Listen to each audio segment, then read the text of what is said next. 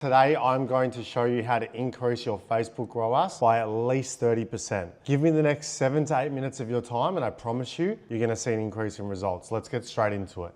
Before I start, I just want to show you our sales so you know that I'm not a shit talker. Show you the last 30 days results so that you can see our revenue, and there you have it. There's over $1 million in sales. The first thing that you need to do is simplify your account structure, guys, okay? The biggest mistake that I'm seeing at the moment, especially with a lot of new and emerging brands, is they're overcomplicating the Facebook ads process. Now, with Facebook's predictive algorithm and their incorporation of AI, the machine is getting smarter and smarter. Now, what a lot of you are doing, and this is based on what I'm seeing, is that you're having multiple campaigns going towards the same country with the same conversion objective, okay? Now, this is a really good way to create audience overlap. And when you have audience overlap, you have an increase in CPA. Think about it like this, right? Imagine if all of these, keep in mind, these are ad sets, but imagine if all of these were campaigns, right? You're running these campaigns to America and you're going after a target demographic. Now, that target demographic is the same demographic, but what you're doing is you're putting the same ads into an ASC, a CBO, a bid cap, a cost cap to try and squeeze the most amount of money out of these creatives. Without knowing it, what you're doing is you're creating a bidding war amongst yourself in the auction. The other thing is that you can leave it in that one campaign and scale it by just adding budget to that one campaign. So that's the first thing, count consolidation. Now,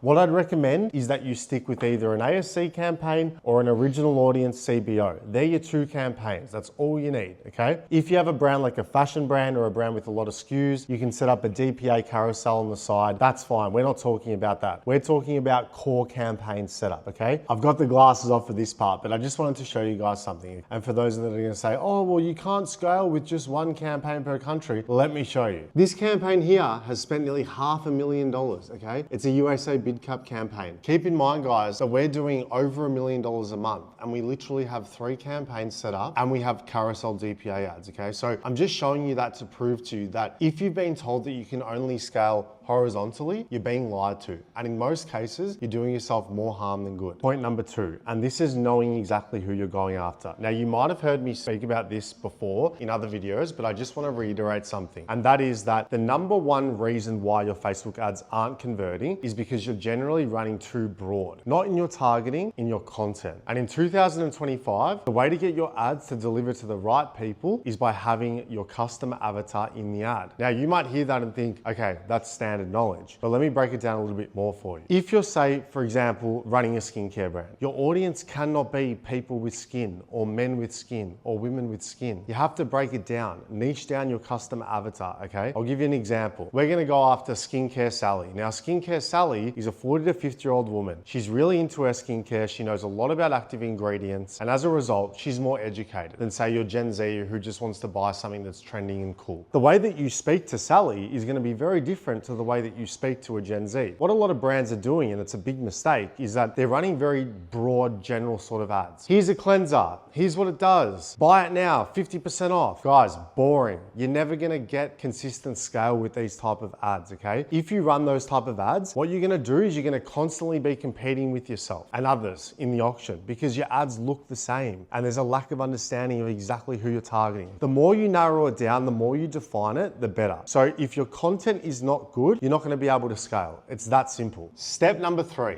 And this is implementing cost controls in your ad account. I'm not saying to run an entirely cost controlled led account setup, and I'm not gonna favorite cost caps or bid caps and get in that argument with everyone. At the end of the day, I don't care what you use, but what I will say is this. It comes to a certain point in time when you're spending enough money on Facebook where, okay, we already trust Facebook with our targeting, we're running broad, you know what I mean? We're not really creating manual funnels anymore. You don't need to do that either. You don't need to exclude, restrict, blah, blah, blah, blah. But when it comes to spending our money, you do have to somewhat give Meta some sort of restriction, okay? And that is why I love bid caps. I'm just gonna talk about bid caps because that's what I run. Now, I don't wanna talk about something that I'm not heavily involved in because that'd be fake of me, okay? But as you can see here in my account, we're running bid caps, and in each ad set, there is a single ad. And you can see the amount of purchases within each ad set. And ultimately, the CPA, you know, there's different CPAs here for all of them, but we're landing on around a $61 CPA for this particular brand, okay? Now, this particular brand has a fairly high AOV, right? Which is gonna follow into my fourth point in a second. What we do is we focus on content, which is what matters. I would say 50% of the work is content and 50% is the media buying. So if you set up your account in a way that's gonna prevent you from scaling and it's gonna sort of decrease your efficiency, you've started off on the wrong foot. But if you've watched this video, you're not gonna do that anyway. Once you've set up your account properly with that one campaign structure, just focus on creatives, okay? And if you use cost controls, you basically have unlimited bets. You can upload ads every day and what spends will spend based on that target CPA or that target bid. If you wanted me to dive deeper into bid caps, comment down below, but if not, you can check out all my other videos because I speak pretty heavily on them. The final thing, and this one is one that gets people the most, and that is to stop being over emotional with your ad spend dollars, guys, okay? If you've ever invested in stocks or traded, you'll know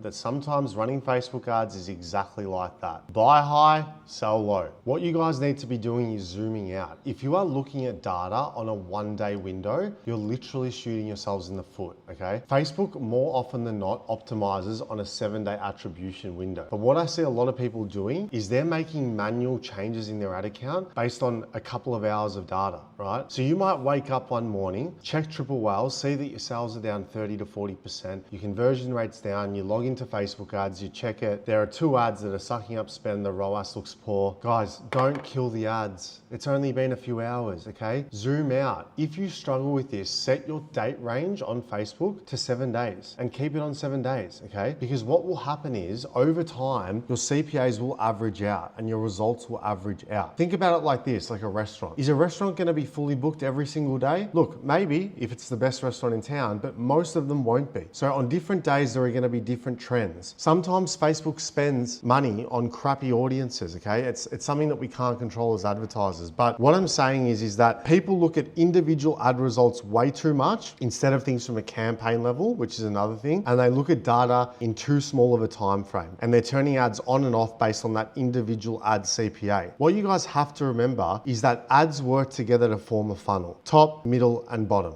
Okay, so if you're switching off an ad that's top of funnel ad that has a higher CPA but a lot more spend than other ads because it's got a higher CPA, then you're most likely going to see your ad results tank the next day. And if you've been through that experience, comment below. Guys, as I said, I'm going to keep this one short. All the best. If you're new here, press subscribe. I'm going to keep dropping videos. I've been sick the last couple of weeks, but I'm back. I'm firing. I'm going to drop some more sauce with you guys and I'll see you on the next video.